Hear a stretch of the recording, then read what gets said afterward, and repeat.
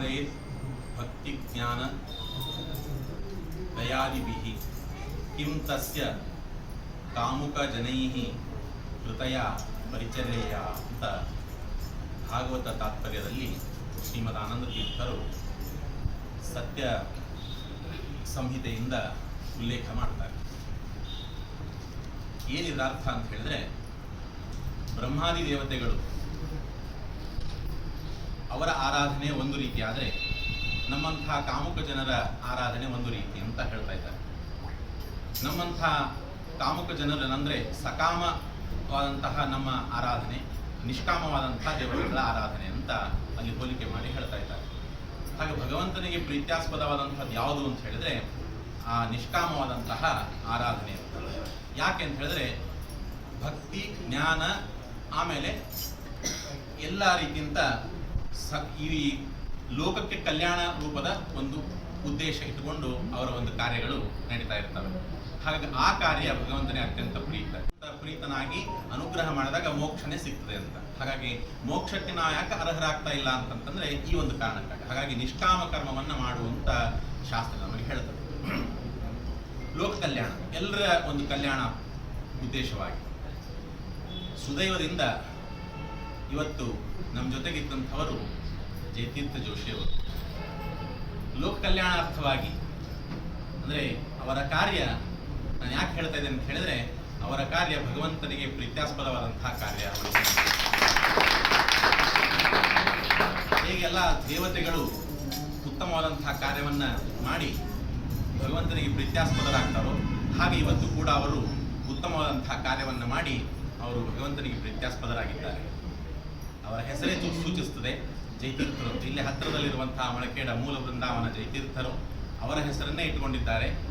ಅವರು ಯಾರು ಅಂತ ಹೇಳಿದ್ರೆ ಇಂದ್ರಾಂಶ ಸಂಭೂತರು. ಹಾಗಾಗಿ ಇಂದ್ರ ದೇವತೆ, ಹಾಗಾಗಿ ಅವರ ಅಂತರ್ಯಾಮಿಯಾಗಿ ಇಂದ್ರದೇವರೇ ಈ ಒಂದು ಕಾರ್ಯವನ್ನ ಮಾಡಿದ್ದಾರೆ ಅಂತ. ಶಸ್ತ್ರಾಸ್ತ್ರಗಳೆಲ್ಲ ಇಂದ್ರದೇವರ ಅಧೀನ ಅಂತ ನಾವು ಕೇಳ್ತೇವೆ. ಹಾಗಾಗಿ ನೆರವೇರಿದೆ. ಅದಕ್ಕೆ ಭಗವಂತ ಅವರ ಒಂದು ಈ ಕಾರ್ಯಕ್ಕೆ ಅತ್ಯಂತ ಪ್ರೀತ್ಯಾಸ್ಪದನಾಗಿದ್ದಾನೆ ಅಂತ ಅನ್ಲಿಕ್ಕೆ ನಾವೆಲ್ಲರೂ ಏನಂತಂದ್ರೆ ಇವತ್ತು ಸಾಕ್ಷಿಯಾಗಿದ್ದೇವೆ. ಅದಕ್ಕೆ ಇಂತಹ ಒಬ್ಬರು ಇವತ್ತು ನಮ್ಮ ಸಮ್ಮುಖದಲ್ಲಿ ಇದ್ದಾರೆ ಅನ್ನೋದೇ ನಮಗೆ ಹೆಮ್ಮೆ. ಇವರನ್ನ ಏನಂತಂದ್ರೆ ನಮ್ಮ ಸಹಪಾಠಿಯಾದಂತಹ ಸಂದೀಪ ಇಲ್ಲಿ ಪರಿಚಯಿಸಿದ್ದಾನೆ. ಆಮೇಲೆ ನಮ್ಮ ಮಿತ್ರ ಅಂತ ವಿಜಯ ಮಾಲ್ಗತ್ತಿ ಇವರೆಲ್ಲ ಏನಂತಂದ್ರೆ ಅಲ್ಲೇ ಹತ್ತಿರದಲ್ಲೇ ಅವರೆಲ್ಲ ಒಡನಾಟ ಅವರಿತ್ತು ಅಂತ ನಮ್ಗೆ ಈಗ ತಾನೇ ತಿಳಿಸಿದ್ರು.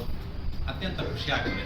ಆಮೇಲೆ ಜೊತೆಗೆ ಏನಂತಂತಂದ್ರೆ ಈ ಒಂದು ಧಾರ್ಮಿಕ ಚಟುವಟಿಕೆಯಿಂದ ಇಂಥ ಎಲ್ಲ ಕಾರ್ಯಗಳನ್ನ ಸಂಯೋಗ ಮಾಡಿ ಮಾಡುವಂಥದ್ದು ಇದು ಬಹಳಷ್ಟು ಕಷ್ಟದಾಯಕವಾದಂಥದ್ದು. ನಾವು ಯಾವುದೇ ವೃತ್ತಿಯಲ್ಲಿದ್ದಾಗ ಇಂಥ ಒಂದು ಧಾರ್ಮಿಕ ಎಲ್ಲ ಆಚರಣೆಗಳು ಕುಂಠಿತ ಆಗ್ತವೆ. ಆದರೆ ಅವರು ಒಂದೂ ಎಡೆಬಿಡದೆ ಇಂಥ ಒಂದು ಕಾರ್ಯವನ್ನು ಮಾಡಿದರೆ ಇದು ಅತ್ಯಂತ ಶ್ಲಾಘನೀಯವಾದಂತಹ ಕೆಲಸ.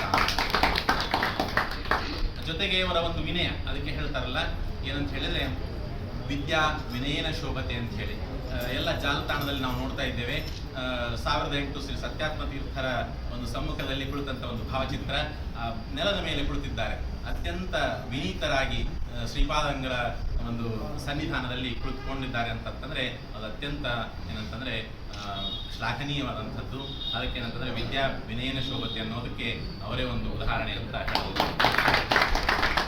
ಇನ್ನು ಅವರು ಸಂಶೋಧನೆ ಮಾಡಿದಂತಹ ಬ್ರಹ್ಮೋಸ್ ಅನ್ನುವಂಥದ್ದು. ಬ್ರಹ್ಮ ಅಂತಂದ್ರೆ ಸರ್ವೋತ್ತಮ ಅಂತ ಅರ್ಥ, ಶ್ರೇಷ್ಠ ಸರ್ವೋತ್ತಮ ಅಂತ ಅರ್ಥ. ಓ ಅಂತಂತಂದ್ರೆ ಅದು ನೆನಪು ಅಂದ್ರೆ ತಿಳುವಳಿಕೆ ಅಂತ ಅರ್ಥ, ಅಂದ್ರೆ ನೆನಪಿಸಿಕೊಡುವಂಥದ್ದು ಅಂತ, ಸ್ಮರಣೆ ಅಂತ ಅರ್ಥ. ಓ ಅಂತಂದ್ರೆ ಸ್ಮರಣೆ ಅಂತನ್ನುವಂಥದ್ದು ಏಕಾಕ್ಷರ ಸಂಹಿತೆಯಲ್ಲಿ ಹೇಳಲಾಗ್ತದೆ ಓ ಅಂತ. ಸ ಅಂತಂತಂದ್ರೆ ಮತ್ತೆ ಭಗವಂತ.